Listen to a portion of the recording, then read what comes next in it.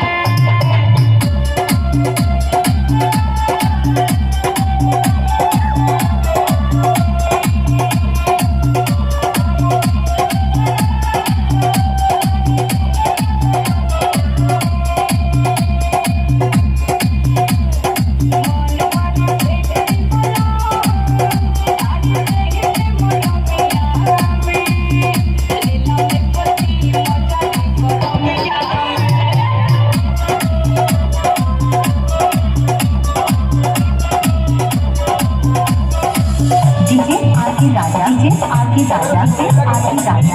अरे ज्यादा मांगा लाओ लाओ अरे वो देखिएगा कि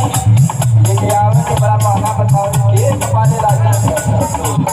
नहीं जाके देख तब ना सुना आपको मैं बताओ बिना जरा कोई बतावा काहे का उनकी खाना को हाथ का कमिया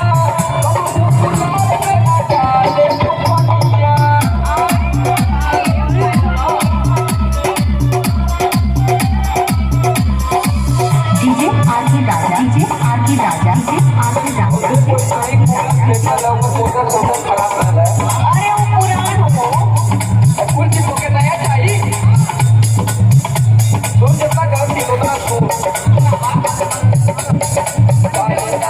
उनकी खाना को हाथे का कमिया तो बुलाओ के हटा ले लुपनिया समझ ला तू के कोनी अब तू होई पठाई तू